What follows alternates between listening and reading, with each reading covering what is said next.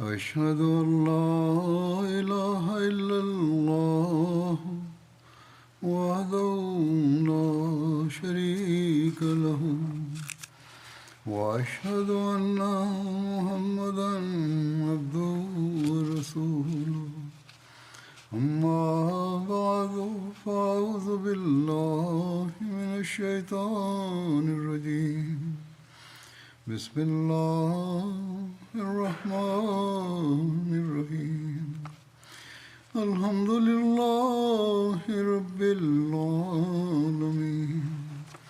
الرحمن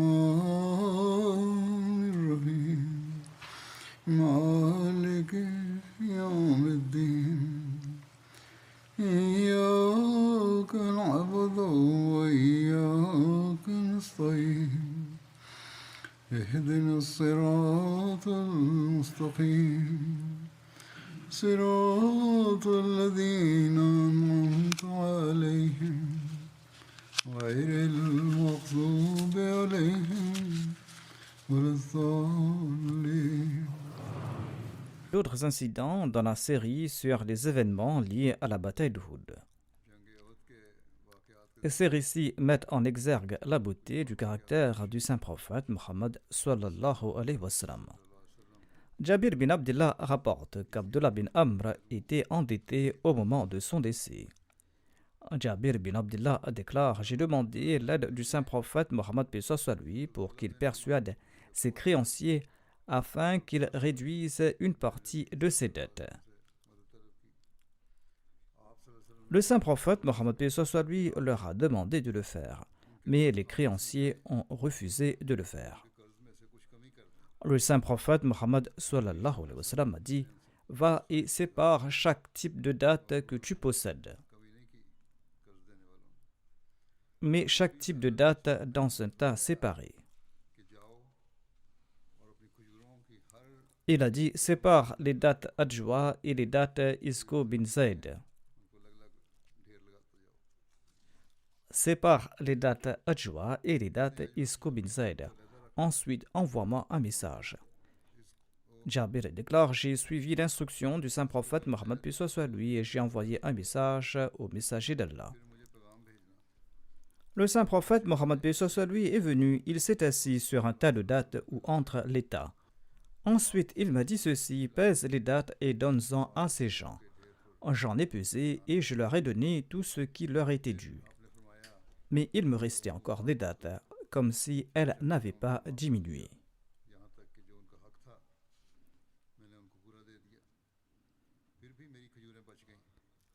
Le saint prophète Mohammed sallallahu alayhi wa sallam a prié en faveur des martyrs d'Uhud en disant: Ô Allah, veuille accorder aux familles des martyrs d'Uhud des personnes témoignant d'une grande bienveillance à leur égard.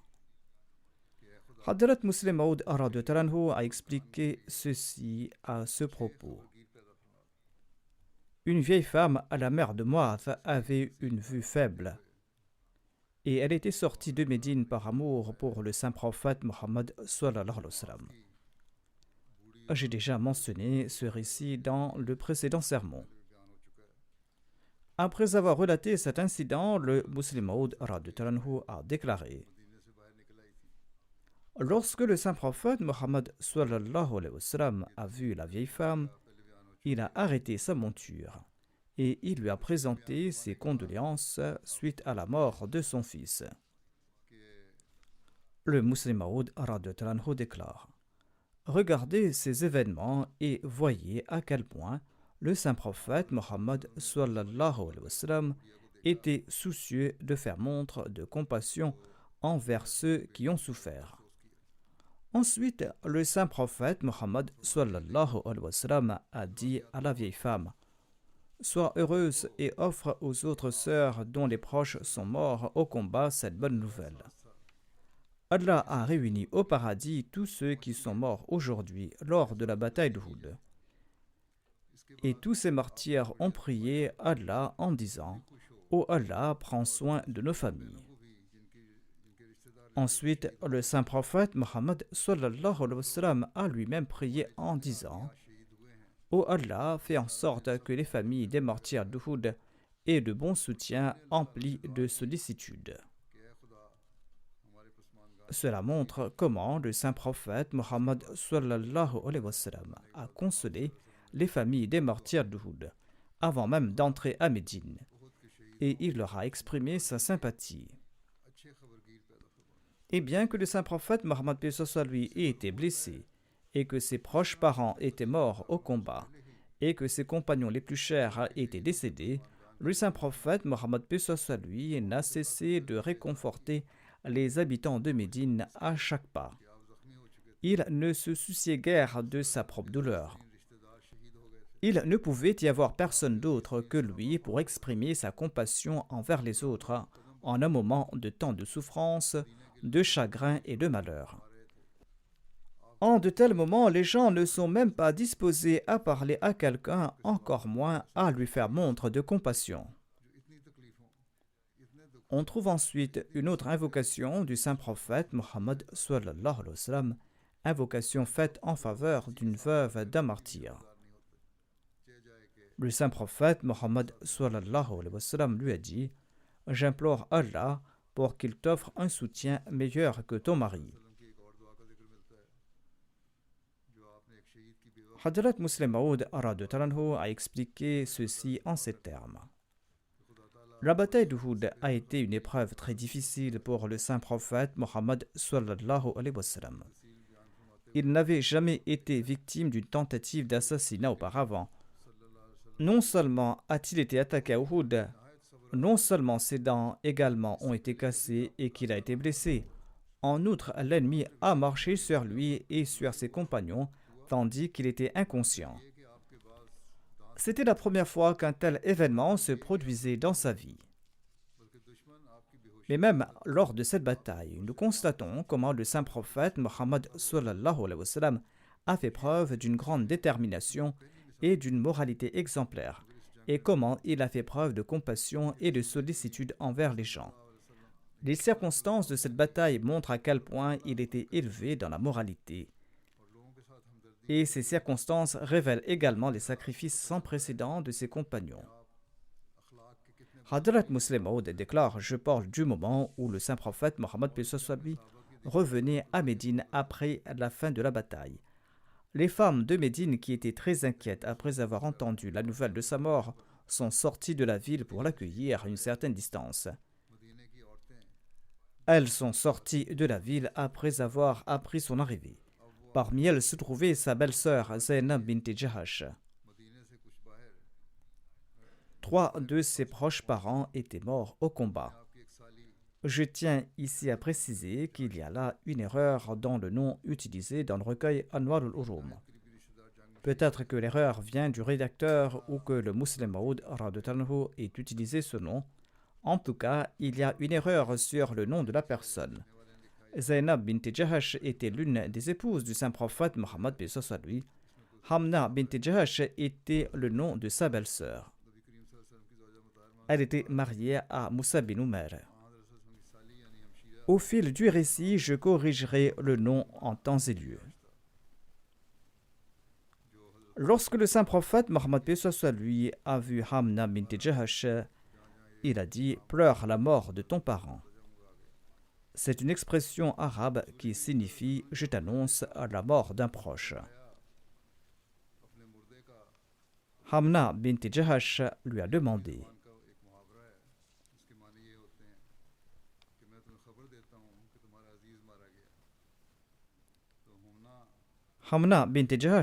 demandé au messager d'Allah sallallahu alayhi wa sallam, pour qui dois-je pleurer? Il a répondu « Ton oncle Hamza est tombé en martyr ». En entendant cela, Hamna a récité la formule « Inna lillahi wa inna ilayhi raji'un » et a déclaré « Qu'Allah élève son rang, quelle belle mort il a eue ». Le saint prophète Mohammed paix soit lui a aussi déclaré « Pleure la mort d'un autre mort ». Hamna a demandé qui au messager d'Allah sallallahu alayhi wa sallam. Le saint prophète Mohammed sallallahu alayhi wa sallam a répondu « Ton frère Abdullah bin Jahash est également tombé à martyr ». Hamna a récité la formule « Inna lillahi wa inna ilayhi raji'un ». Louange à Allah, quelle belle mort il a mérité. Ensuite, le saint prophète Mohammed lui a déclaré: pleure la mort d'un autre parent. Hamna a demandé: qui au messager d'Allah sallallahu alayhi wa sallam? Il a répondu: ton mari est également tombé en martyr. En entendant cela, les larmes ont coulé des yeux de Hamna et elle a déclaré: hélas. En voyant cela, le saint prophète Mohammed lui a déclaré: regardez à quel point une femme est attachée à son mari. Lorsque je lui ai annoncé la mort de son oncle, elle a récité Inna lillahi wa inna ilayhi raji'un. Lorsque je lui ai annoncé la mort de son frère, elle a encore récité Inna lillahi wa inna ilayhi raji'un. Mais lorsque je lui ai annoncé la mort de son mari, elle a soupiré et elle a déclaré hélas, et elle n'a pas pu retenir ses larmes et elle a pris peur. Ensuite, le saint prophète Mohammed lui a déclaré: en de tels moments, les femmes oublient leurs proches parents et leurs parents par le sang, mais elles se souviennent de leur mari bien-aimé. Ensuite, le saint prophète lui a demandé à Hamna: pourquoi as-tu dit hélas en apprenant la mort de ton mari? Hamna a répondu: au messager d'Allah sallallahu alayhi wa sallam, j'ai pensé à ses fils. Qui va s'occuper de lui? Il a déclaré: je prie Allah de leur donner quelqu'un qui prendra mieux soin d'eux que ton mari. Suite à cette prière, Hamna a épousé Talha et de cette union est né Mohammed bin Talha. Cependant, selon les chroniques, Talha n'avait pas autant d'affection et de tendresse envers son fils Mohammed que pour les premiers enfants de Hamna. Les gens disaient qu'aucun autre que Talha n'avait autant d'amour pour les enfants d'une femme. C'était là le résultat de la prière du noble prophète sallallahu alayhi wa sallam. Hadrat Muslim Maud a mentionné cet incident de la manière suivante.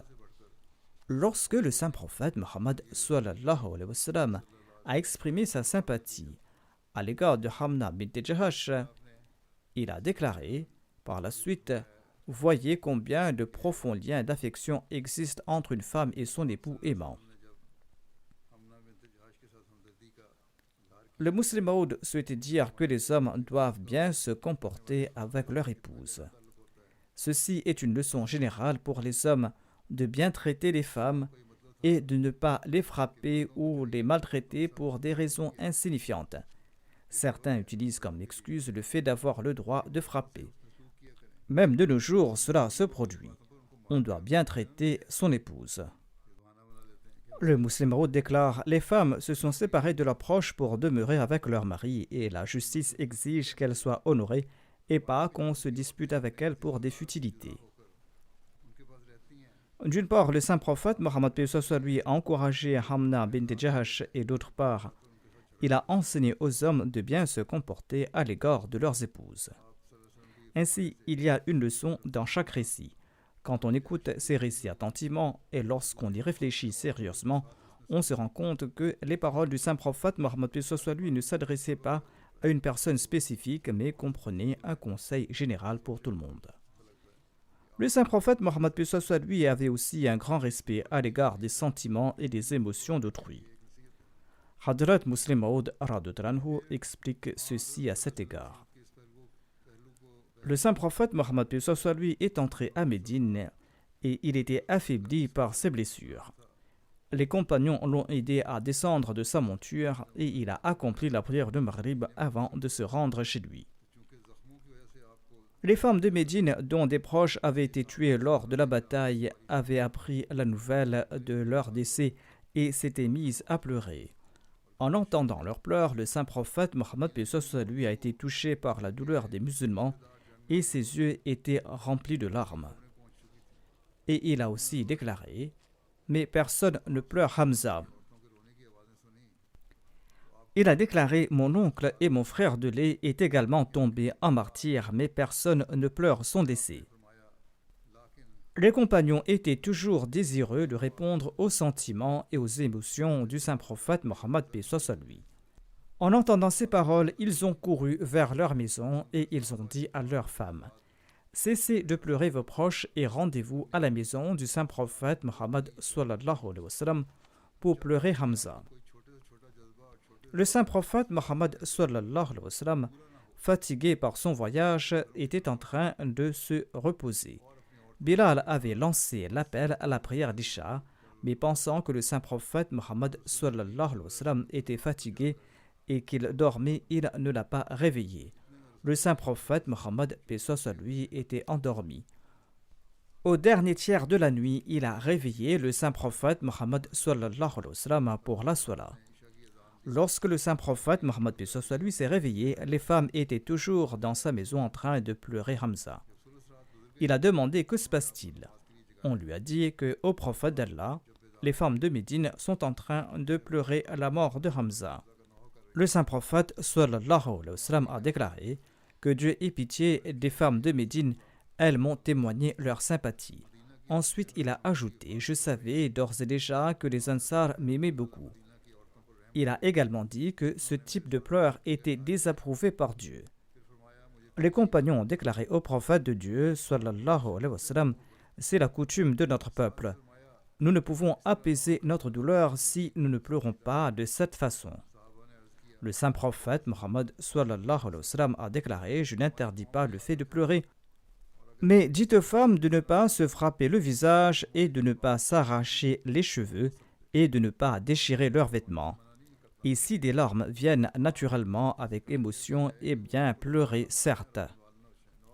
Ces paroles illustrent la haute moralité du saint prophète Mohammed sallallahu alayhi wa sallam et son profond respect pour les sentiments et les émotions des autres, même lorsqu'il était blessé et souffrant.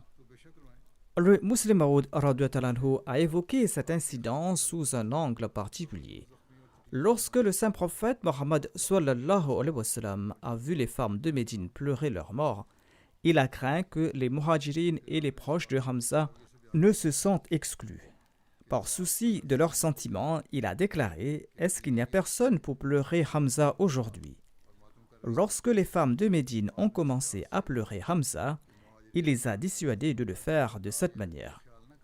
Cela montre que s'il avait voulu que Hamza soit pleuré, il n'aurait pas empêché les femmes de le faire par la suite. Lorsqu'il a exprimé son regret qu'il n'y a personne pour pleurer la mort de Hamza, son intention était purement de consoler ces femmes. De même, lorsqu'il a dissuadé les femmes de pleurer la mort de Hamza, son intention était également de les consoler, car il les a empêchées de pleurer tout en les remerciant de leur sympathie. Il a déclaré: je connaissais d'ores et déjà l'insympathie des Ansar à mon égard. Il souhaitait par là qu'ils ne se froissent pas suite à cette interdiction de pleurer. Il les a dissuadés et il les a remerciés. Son attitude dans ce moment délicat nous paraît admirable et grandiose. En effet, dans une situation où un proche a été tué, où on est soi-même blessé et où on se sent menacé dans un avenir proche, il est rare de voir pareille attitude démontrée par le saint prophète Mohammed sallallahu alayhi wa sallam.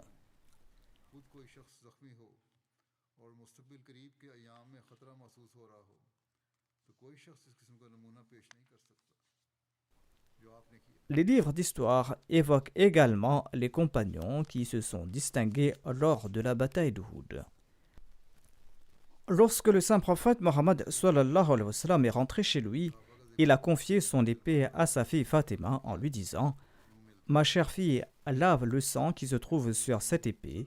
Par Dieu, elle a accompli son devoir aujourd'hui. Il lui a dit: ô ma chère fille, lave le sang qui se trouve sur cette épée. Par Dieu, elle a accompli son devoir aujourd'hui. Ensuite, Ali a également confié son épée à Fatima en lui disant la même chose: lave le sang se trouvant sur cette épée. À cette occasion, il a utilisé les mêmes paroles que le saint prophète Mohammed sallallahu alayhi wa sallam, et il a déclaré: par Dieu, cette épée a accompli des prouesses aujourd'hui. En entendant cela, le saint prophète Mohammed sallallahu alayhi wa sallam a déclaré: si tu as accompli des prouesses aujourd'hui au combat, Sahal bin Hunayf et Abu Dajana ont également fait preuve d'une grande bravoure à tes côtés. Si tu as accompli des prouesses aujourd'hui au combat, Sahal bin Hunayf et Abu Dujana ont également fait preuve d'un grand courage aujourd'hui. Selon un récit, le saint prophète Mohammed a déclaré « Et si tu as excellé dans le maniement de l'épée aujourd'hui, Sahal bin Hunayf, Abu Dujana, Asim bin Thabit et Harith bin Sima ont également fait preuve d'une grande bravoure. » Hazrat Muslim Maud déclare que les historiens rapportent que Ali, à son retour de la bataille d'Uhud, a offert son épée à Fatima en lui disant « Lave-la car elle a accompli des prouesses aujourd'hui. » Le saint prophète Mohammed lui avait entendu les paroles de Ali. Et il a déclaré « Ali, ce n'est pas seulement ton épée qui a accompli des exploits aujourd'hui. Beaucoup de tes frères ont également montré la valeur de leurs épées. » Et il a évoqué le nom de 6 ou 7 compagnons, et il a dit que leurs épées n'étaient pas moins performantes que celles de Ali. En bref, le saint prophète, paix soit lui, n'a pas toléré que son gendre dise quelque chose qui puisse blesser les sentiments des autres compagnons. Cela montre que le saint prophète, paix soit lui, prêtait attention aux moindres détails. La bataille d'Uhud était un événement important aux conséquences durables. Après cette bataille, les gens s'inquiétaient que l'ennemi ne devienne plus audacieux ou que l'avenir ne s'annonce pas bien. En pareille situation, on ne se soucie guère de ces faits mineurs. Mais le saint prophète Mohammed quant à lui, a fait preuve de compassion et de sollicitude envers tout le monde. Ici se terminent les récits sur la bataille d'Uhud. Je mentionnerai maintenant une autre expédition militaire appelée la Ghazwa Hamra ul-Asad qui a eu lieu au cours du mois de Shawwal en l'an 3 de l'Hégire. Cette expédition était en fait une partie et la continuation de la bataille d'Uhud et c'est grâce aux résultats de la Ghazwa Hamra ul-Asad que la bataille d'Uhud est considérée comme une véritable victoire pour les musulmans. Le site de Hamra ul-Asad se trouve à 12 km à gauche de Médine lorsqu'on se dirige de Médine vers Dhul Hulayfa. Quelle était la raison de la Ghazwa Hamra ul-Asad? Selon les récits, à la fin de la bataille d'Uhud, le saint prophète Mohammed lui est arrivé à Médine au moment de la prière du soir.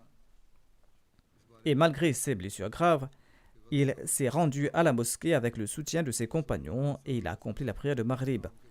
Ensuite, il a accompli la prière d'Isha à la mosquée.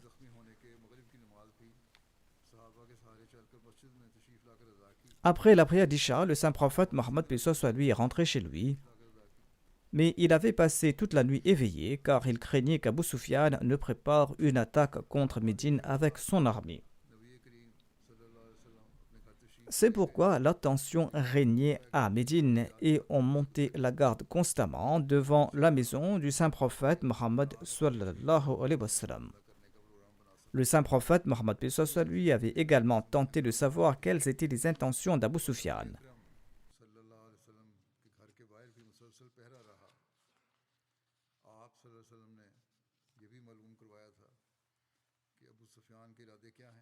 Allait-il préparer une attaque contre Médine? Le rapport initial indiquait qu'Abu Sufyan se hâtait avec son armée vers la Mecque, mais le saint prophète Mohammed lui n'a pas négligé cette situation. Les craintes du saint prophète Mohammed lui se sont avérées fondées. Et avant que la nuit ne se termine complètement, il a reçu l'information qu'Abu Sufyan se préparait à attaquer Médine avec son armée. Lorsque les polythéistes sont revenus du champ de bataille d'Uhud, ils rencontraient en cours des routes des gens, et lorsque ces derniers apprenaient la nouvelle de la bataille, ils se moquaient des Koraïchites en disant que ni n'avez-vous tué Mohammed sallallahu alayhi wa sallam, ni n'avez-vous ramené les femmes musulmanes, ni n'avez-vous fait des prisonniers, et ni n'avez-vous pris aucun butin. De quelle victoire parlez-vous? En entendant ces railleries, l'armée koraïchite a atteint un lieu appelé Rawha, qui se trouve selon certains à 34 km de Médine ou 55 km de Médine selon certains. L'armée des Koraïchites a campé là-bas et ils ont commencé à discuter entre eux, se demandant s'il était vraiment juste de revenir sans prisonniers, sans butin. ce sera une grande honte selon eux. Ils pensaient qu'ils devraient faire demi-tour et attaquer Médine. Cependant, un autre chef qui se trouvait dans l'armée, Safwan bin Umayya, a déconseillé fortement cette action. Il a averti que l'idée d'attaquer Médine à ce moment serait désastreuse, car il subirait une grande défaite. Mais Abu Sufyan et la majorité de ses compagnons ont décidé qu'ils devaient attaquer Médine. Sinon, ils ne pourraient pas retourner à la Mecque la tête haute. La discussion était en cours dans le camp d'Abu Sufyan, tandis que Bilal lançait l'appel à la prière de l'aube. Ils attendaient assis à l'extérieur pour que le messager d'Allah sallallahu alayhi wa sallam sorte de chez lui. Pendant ce temps, Abdullah bin Amr bin al-Awf Musni est venu à la recherche du saint prophète Mohammed sallallahu alayhi wa sallam. Quand il est sorti, Abdullah s'est approché de lui et lui a dit qu'il venait de la part de sa famille. Et en chemin, il avait croisé la caravane d'Abu Sufyan. En leur parlant, il a entendu qu'ils se disaient entre eux: « Vous n'avez rien accompli, vous leur avez causé aucun tort, c'est-à-dire que vous n'avez pas fait du mal aux musulmans, vous ne leur avez pas causé de douleur et vous ne les avez pas détruits. » Les mécréants disaient qu'il y a beaucoup de grands hommes parmi les musulmans qui vont se rassembler pour les affronter. Ensuite, ils ont déclaré: « Retournons afin que nous puissions affronter ceux qui restent parmi les musulmans. » Safwan bin Umayya les en a dissuadés et il leur a dit de ne pas faire cela, car il y avait certes ceux qui avaient combattu, mais il craignait que ceux qui ont évité le combat ne se joignent aux autres combattants pour affronter les Qurayshites. Safwan bin Umayya a déclaré: « Rentrez chez vous, car la victoire est sûrement à vous, mais je crains que si vous retournez en arrière, vous allez subir une grande défaite. » Lorsque le saint prophète Mohammed sallallahu alayhi wa sallam a entendu cela, il a commenté: « Safwan n'est pas si intelligent, mais sa proposition est très judicieuse. » C'est-à-dire le fait qu'il a empêché Abu Sufyan d'attaquer Médine. Cependant, le saint prophète Mohammed sallallahu alayhi wa sallam a dit avec une grande majesté: « Je jure par celui qui détient ma vie entre ses mains que s'ils attaquent Médine, des pierres ont été désignées pour les bombarder, ce qui effacera leur nom et leur trace comme si hier est passé. » Quoi qu'il en soit, je donnerai plus de détails à ce sujet plus tard, Inch'Allah.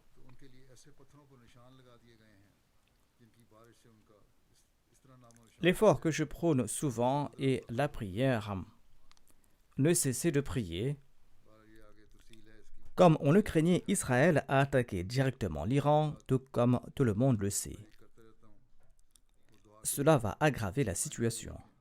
Qu'Allah accorde la raison aux dirigeants de ce monde qui s'efforcent d'attiser une guerre mondiale. Qu'Allah accorde aussi la raison à la communauté musulmane et qu'il leur accorde compréhension, qu'il leur accorde la sagesse et la force de s'unir et de faire face correctement à leurs adversaires.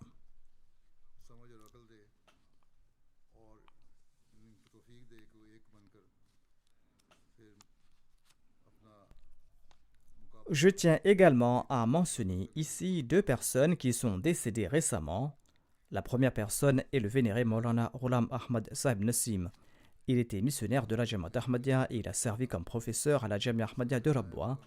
Il vivait aux États-Unis ces derniers temps. Il est décédé il y a quelques jours de cela à l'âge de 93 ans. Inna lillahi wa inna ilayhi raji'un.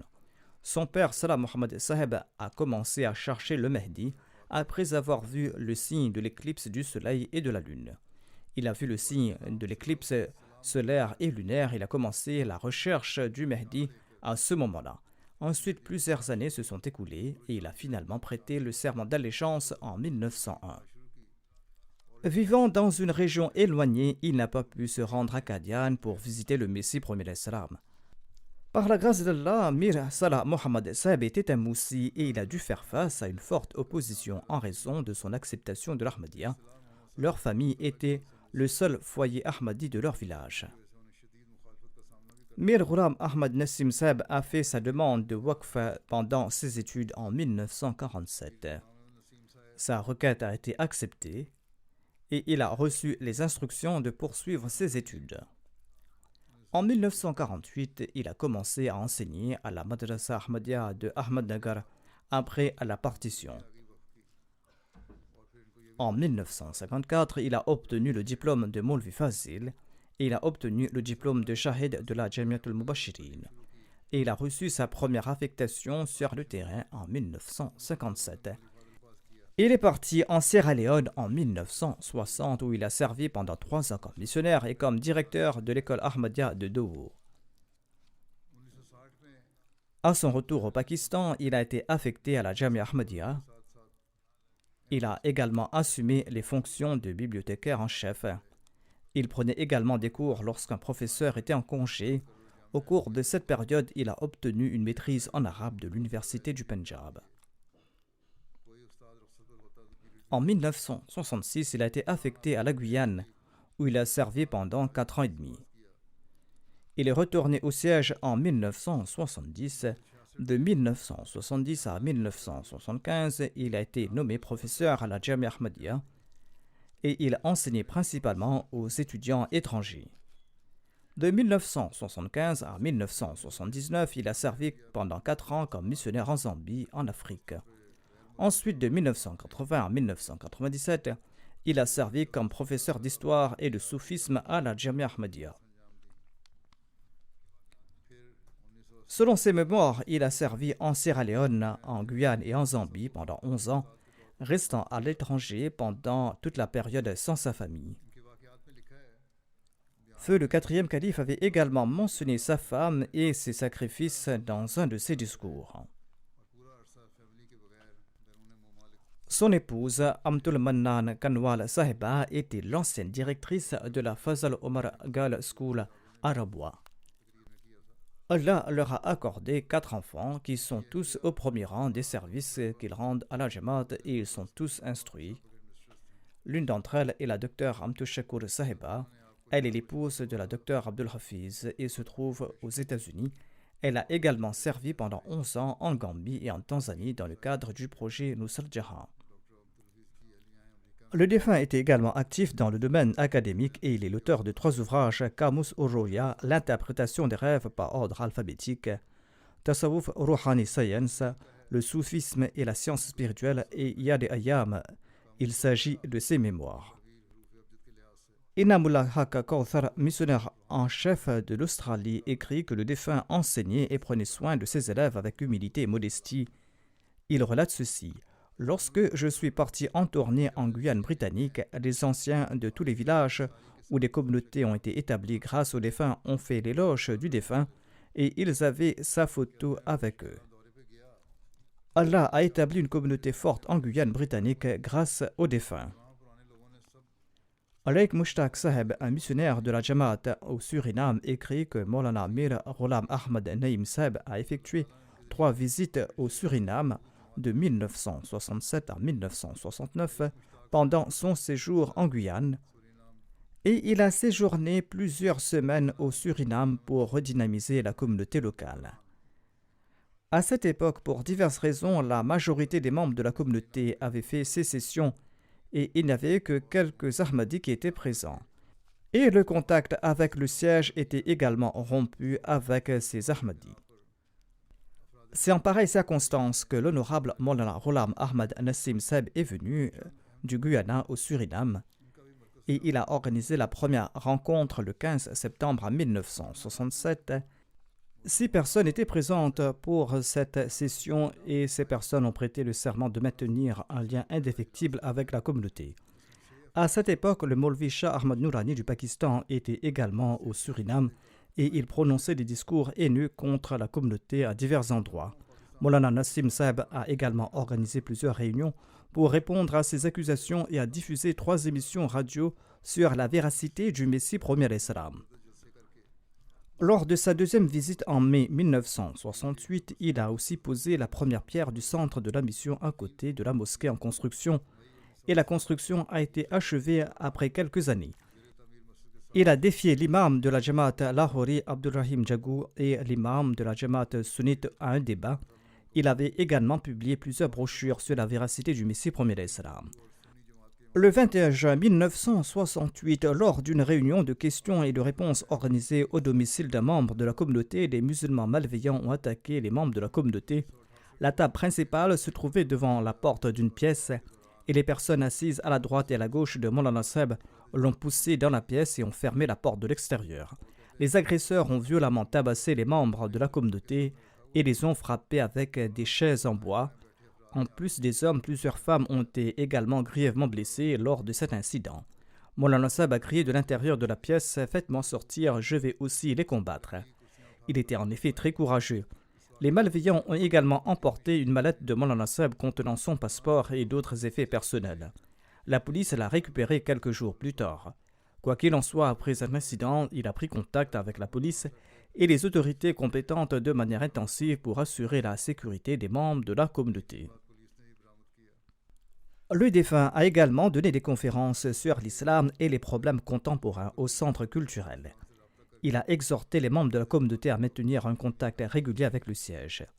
Ainsi, grâce à ses efforts, une communauté dispersée s'est remise sur ses pieds et par la grâce d'Allah, les missionnaires qui sont venus par la suite l'ont renforcé davantage. Et maintenant, c'est une jamaat très forte par la grâce de Dieu, qu'Allah élève le rang du défunt et qu'il perpétue ses bonnes œuvres parmi ses descendants et sa progéniture. Le prochain défunt que j'évoquerai est l'honorable Dr Ihsanullah Zafar Saheb, l'ancien émir de la Jamaat des États-Unis. Il est décédé quelques jours de cela à l'âge de 91 ans. Inna lillahi wa inna ilayhi raji'un. Par la grâce d'Allah, il était moussi et il a eu l'occasion de servir pendant une longue période en tant que président local, en tant que vice-émir de la Jamaat des États-Unis et en tant qu'émir de la Jamaat des États-Unis de 2002 à 2016. Il possédait de nombreuses qualités. Il était un homme très aimant et compatissant, il avait une grande magnanimité et il laisse derrière lui 2 filles. Son épouse et son fils sont décédés dans un accident quelques années de cela. Le défunt a enduré cette tragédie avec beaucoup de patience et de courage et ne s'est jamais plaint. Sa fille, la docteure Hannah Mariam, relate ceci. « Mon père était une personne très pieuse et religieuse. En plus d'être assidu à la prière et la récitation du Coran, et dans ses contributions, il s'efforçait toujours de renforcer son lien avec Dieu le Tout-Puissant. Il levait souvent les mains en supplication tout seul ou en compagnie d'autres personnes plusieurs fois par jour. Il ne se souciait jamais de ce que les autres pourraient penser de lui. Malgré les difficultés de la vie, il a toujours enseigné à ses enfants de remercier Dieu en toutes circonstances. » Sa fille ajoute « Mon père était un dévoué suivant très sincère du califat. Il avait une grande connaissance de la religion, de l'histoire et de la politique. Même le jour où il s'est rendu à l'hôpital pour la dernière fois, il a lu le journal, il a écouté mon sermon et il a regardé des interviews sur l'histoire et il m'a dit de les regarder aussi. Il ne donnait jamais la priorité à sa propre connaissance et à ses opinions sur celles des autres, mais il écoutait, il réfléchissait et il jugeait tout avec calme. Il possédait une connaissance très profonde du Coran et de sa traduction. Il nous expliquait le sens du Saint-Coran et il nous expliquait aussi l'impact de ses enseignements sur notre vie. On pouvait également voir un aspect d'amour pour le Saint-Prophète Mohammed sallallahu alayhi wa sallam et de gratitude envers Dieu le Tout-Puissant dans sa vie personnelle, dit-elle. Un jour, pendant le repas, il a commencé à faire une invocation et il nous a dit que le Saint-Prophète Mohammed sallallahu alayhi wa sallam et ses compagnons avaient parfois si peu de nourriture qu'ils devaient se contenter de dattes et du pain trempé dans du vinaigre. Malgré tout cela, dit-il, nous voulons toujours davantage. Nous devons être davantage reconnaissants. Il avait un grand zèle pour aider les nécessiteux, dit-elle. En 1967, il a eu l'occasion de se rendre à la Mecque. En chemin, son regard s'est posé sur un homme qui n'a rien dit, mais ses yeux exprimaient la détresse et la faim. Sa fille raconte que son père a donné à cet homme l'argent qu'il avait sur lui. Celui-ci l'a remercié du regard avant de se diriger vers un stand de nourriture. Safi raconte que quelques années de cela, il a ramené à la maison 3 tapis turcs. En voyant cela, ma mère lui a dit qu'il les avait payés très cher et qu'il n'en avait pas besoin. Le défunt a déclaré que la femme qui les lui a vendus n'avait pas d'autre source de revenus et qu'en voyant sa passion, il a voulu l'aider. Il voyait toujours les qualités des autres et pas leurs défauts. Il nous conseillait également à nous, ses enfants, de ne jamais le décourager face aux difficultés. Il disait qu'il fallait toujours demander tout à Dieu et être satisfait de ce qu'il nous offre. C'était le conseil qu'il nous donnait à tous et il le répétait souvent. Le docteur Nassim Rahmatullah Saheb écrit à son sujet: « Je travaille avec le docteur Ihsanullah Zafar Saheb depuis 1989. Il était un homme très pieux et muttaqi. Il avait un amour profond et passionné pour le califat. » Le docteur Mubashir Mumtaz Saheb, qui se trouve aux États-Unis, relate ceci: « Le défunt donnait des instructions aux membres de l'Amila sur un nom très doux. S'il n'était pas d'accord avec une suggestion, il expliquait en donnant des arguments au lieu d'imposer sa volonté par la force. Même lorsqu'il parlait de quelque chose de sérieux, il ne durcissait pas le ton de sa voix, ses explications touchaient le fond du cœur. » Mirza Ehsan Saheb relate ceci: « J'ai eu la chance de travailler pendant de nombreuses années avec Ihsanullah Zafar Saheb. En tant qu'émir, je l'ai vu tisser des liens très forts entre les membres de la Jamaat et le califat, ainsi que la Jamaat. Il était un homme très simple, compatissant et pacifique, soucieux des pauvres, dépourvu d'artifice et d'hypocrisie, totalement exempt d'avarice et de cupidité. Il ouvrait volontiers ses coffres à la Jamaat et aux pauvres. Il était absorbé par l'étude de l'interprétation du Saint-Coran et des livres du Messie premier d'Islam. Il était totalement dépourvu d'arrogance et de vanité et d'égoïsme, et le moindre mécontentement du calife de l'époque le rendait très anxieux. S'il y avait le moindre reproche à lui faire, qu'il soit écrit ou dit, il manifestait toujours une grande inquiétude et il demandait immédiatement pardon et s'efforçait de rectifier la situation. Le défunt avait une passion dévorante pour les livres et sa bibliothèque personnelle contenait des livres si rares qu'on en restait stupéfié. Il avait un amour et une passion pour le Coran.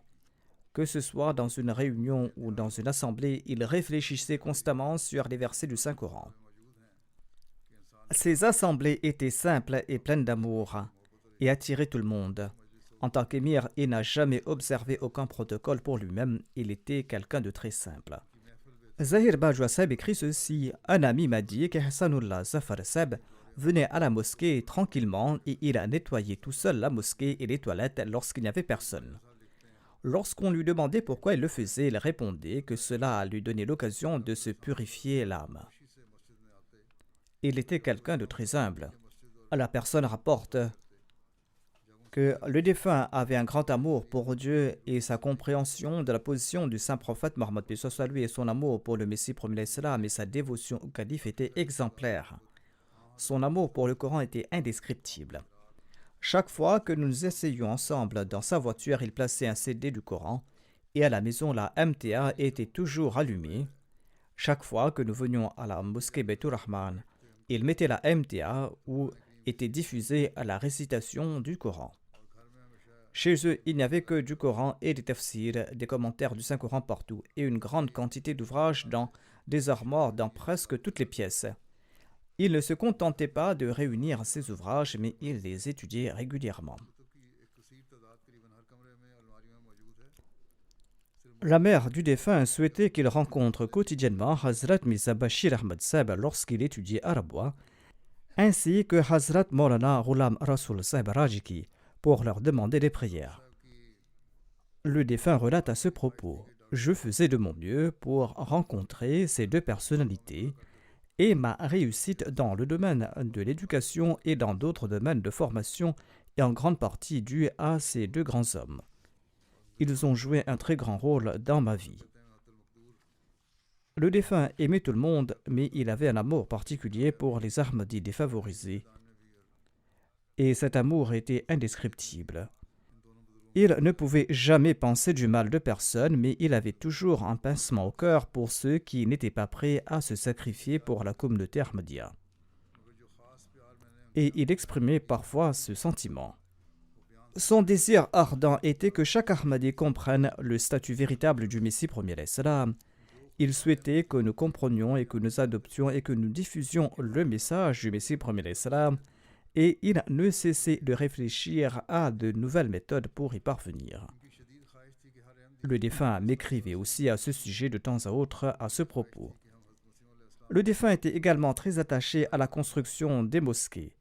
De nombreuses mosquées ont été construites à son époque. Il avait une foi très forte dans la prière. Une fois, lors d'une réunion de l'administration, quelqu'un a dit quelque chose qui amoindrissait l'importance de la prière. Le rapporteur a dit qu'il n'a jamais vu le défunt aussi en colère lors de cette rencontre, à cette occasion suite à ses propos. Le défunt menait une vie très simple. Son passe-temps, c'était de construire des mosquées. Il acceptait l'opinion de tout le monde, mais il désapprouvait qu'on ne construise pas de mosquées. Tant qu'il était en bonne santé, il faisait lui-même le nettoyage complet de la mosquée Baitul Nasra à Wilkesboro, et il le faisait chaque jeudi. Allah lui a accordé la grâce de participer activement aux sacrifices financiers. Mirza Marfour Ahmad Saeb, l'actuel amir de la Jamaat des États-Unis, écrit ceci. Allah le Tout-Puissant a accordé au docteur Ihsanullah Zafar Saeb le privilège de servir en tant que Naïb Amir et plus tard en tant qu'émir de la Jamaat Ahmadiyya des États-Unis, et il a servi pendant une longue période. Moi-même, j'ai effectué 3 visites aux États-Unis pendant son mandat d'émir, et il a organisé et accueilli ces visites avec une grande amabilité. En raison de sa maladie, sa mobilité était très limitée depuis plusieurs années, mais il continuait à assumer pleinement ses responsabilités d'émir avec joie. Dans ses conversations, il citait souvent le Messie premier salam. Dans ses conversations, il citait souvent les ouvrages du Messie premier salam. Il parlait du Messie premier salam et il faisait des références à ses ouvrages exprimant un lien particulier avec le Messie premier salam. Il avait un lien profond avec le califat et il lui vouait une grande obéissance. L'actuel émir des États-Unis écrit ensuite: le défunt s'efforçait de transmettre immédiatement aux membres de la communauté toutes les instructions qu'il recevait du calife. En tout cas, comme je l'ai dit, son obéissance au califat était sans pareil. Le défunt renonçait de gaieté de cœur à ses propres opinions. Qu'Allah, le Tout-Puissant, lui accorde son pardon et sa miséricorde.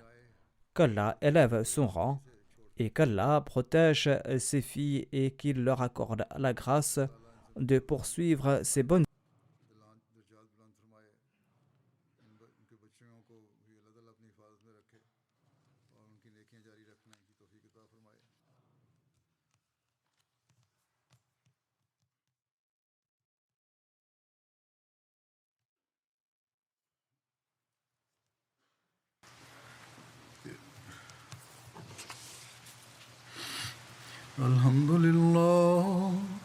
الحمد لله نحمده ونستعينه ونستغفره ونؤمن به ونتوكل عليه ونعوذ بالله من شرور أنفسنا ومن سيئات أعمالنا من يهده الله فلا مضل له ومن يضلل فلا هادي له ونشهد أن لا إله إلا الله ونشهد أن محمدا عبده ورسوله عباد الله رحمكم الله إن الله يأمر بالعدل والإحسان وإيتاء ذي القربى وينهى عن الفحشاء والمنكر والبغي يعظكم لعلكم تذكرون اذكروا الله يذكركم وادعوه يستجب لكم ولذكر الله أكبر.